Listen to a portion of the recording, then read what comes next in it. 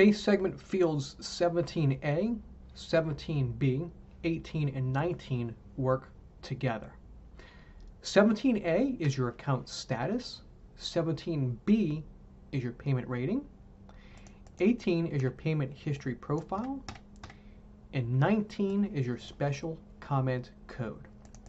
So let's go back up here. Let's suppose that we have an account.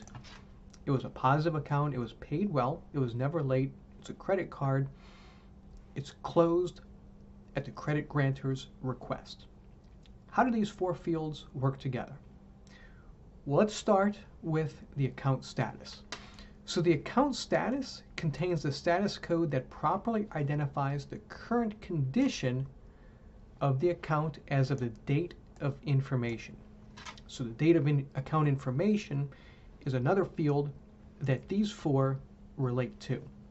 So the date of account information, let's say that this thing is reported last month on whatever the date is, the 16th of the month. The 16th of last month is the date of account information. So your account status contains the status code that properly identifies the current condition of the account as of the date that it was reported, the date of that information last month.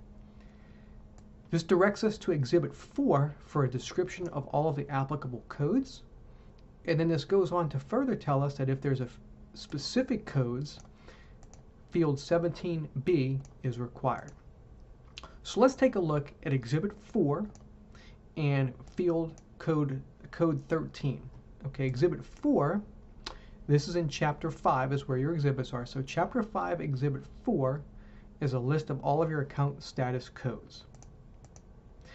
For the example that we're talking about, a positive credit card that was closed by the credit grantor, okay, paid or closed, zero balance, account status code 13 is the status code that would describe this scenario. We have a credit card, it was paid and closed with a zero balance. Now we have some footnotes here, a 1 and a 2 for status code 13. So if we go down to our footnotes, this has both 1 and 2. It says that field 17B is required when reporting this account status. It also says that this account status code is considered a final status, which does not require further updating. A final status is exactly as it sounds. It's a status that indicates the final status or condition of the account. In this case, if we have a credit card that is paid and closed with a zero balance, paid, closed, zero balance, you can't use it anymore because it's closed. You can't accrue any further late fees or interest or penalties because it has a zero balance. This is a final status. So let's go back. Okay, so 17A is your account status. So what we have in this case, we have a paid, closed, zero balance credit card, which, based on the footnotes, also requires a 17B payment rating.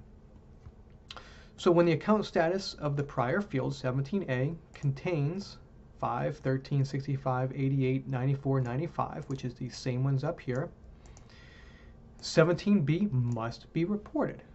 Okay?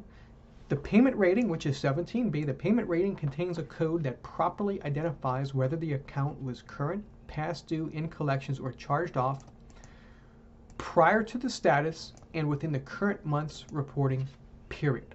Let's talk about that real quick. So prior to the status, so your account status now is a final status. It is paid, closed, zero balance. The reporting period is going to be a 30-day reporting period, or roughly, it's a 1-month reporting period. So the payment rating contains a code that properly identifies whether the account was current, past due, or in collections or charged off prior to the status of it being paid, closed, and zero balance, but still within the current month's reporting period. So if we think about it, at some point in time within the reporting period, the status changed.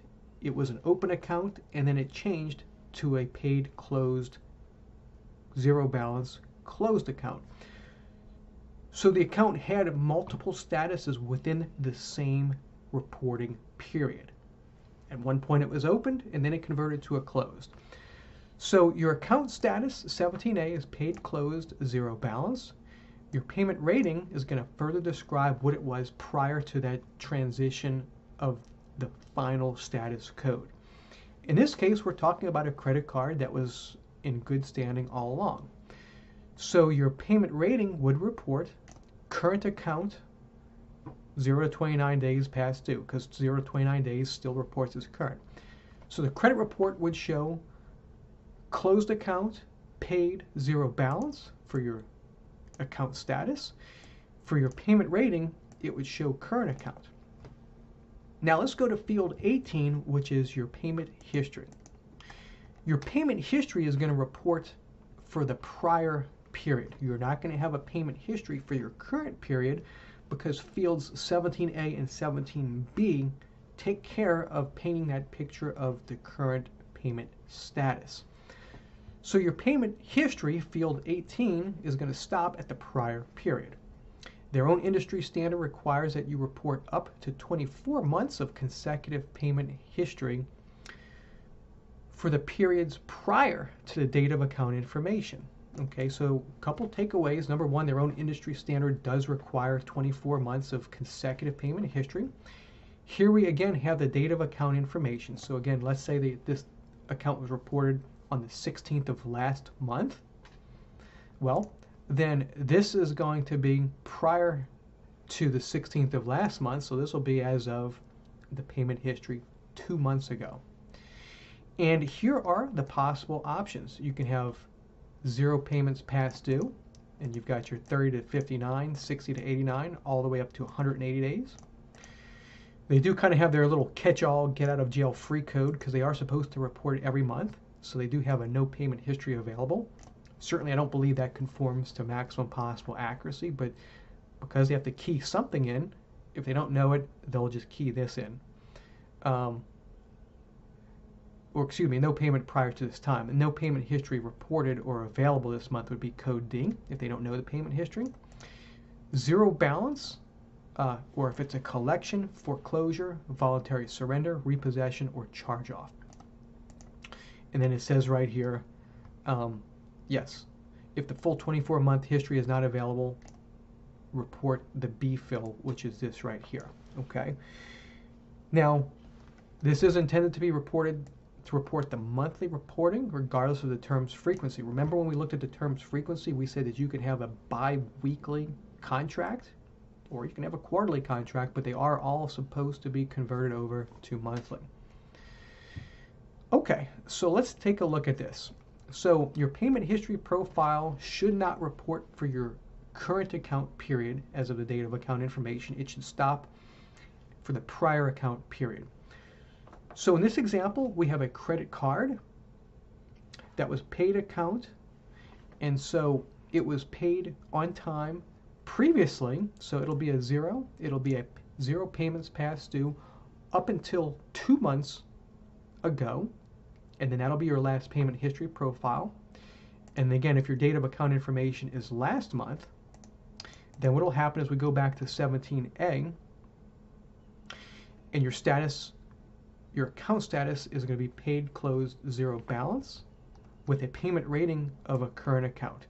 Your payment rating essentially takes the place of the payment history profile for the current month's reporting period, the prior to the status within the current month's reporting period. So essentially your payment rating gives you the same information. If you look at these options, essentially the same information as your payment history, but this is actually your payment rating. Now let's take a look at field 19. So field 19 can be used to further describe special comments, okay, used in conjunction with your account status and payment ratings to further define the account. And there is an Exhibit 6 that provides additional information. So let's say this credit card was closed at the credit grantor's request. That would be a special comment. So if we look at, it says Exhibit 6, and Exhibit 6 and 7 actually give us the same information. Exhibit 7 is your special comment codes. Exhibit 6 is your special comment codes by category within the portfolio type. They both give you the same information. Exhibit 7 is just a little cleaner to look at. So let's suppose that this account was closed at the credit grantor's request. which is going to be special comment code M. Special comment code M would go in base segment field 19, your special comments. And then we go back here to our account status codes, which was exhibit 4 for your paid or closed account. So it's important to note how fields 17A, 17B, 18, and 19 work together. And so when you see a trade line or an account that is reporting, something like, 120 days past due, closed account paid, a lot of people think that that's not accurate, but that's not necessarily inaccurate when you understand how these fields work together, because your account status is going to be the final status, which is, maybe it was delinquent but is now paid. And if we go back and look at exhibit 4, we can find, okay, let's just say account paid in full was a collection, okay? So if during the current period of time it was a collection and then became paid in full, it'll show paid in full was collection for 17A. 17B would still show collection because that was the current status of it prior to it being paid for. And then your 18 for the month before the date of account information should still show collection. So it's not necessarily inaccurate to have an account that's reporting, was delinquent, now paid, and to have the payment history show collection, because the payment history is for the prior month. And your field 17B, your payment rating, is the current period, but the status prior to the status converting within the current period. So that's how your fields 17A, 17B, 18, and 19 all work together in conjunction with your date of account information.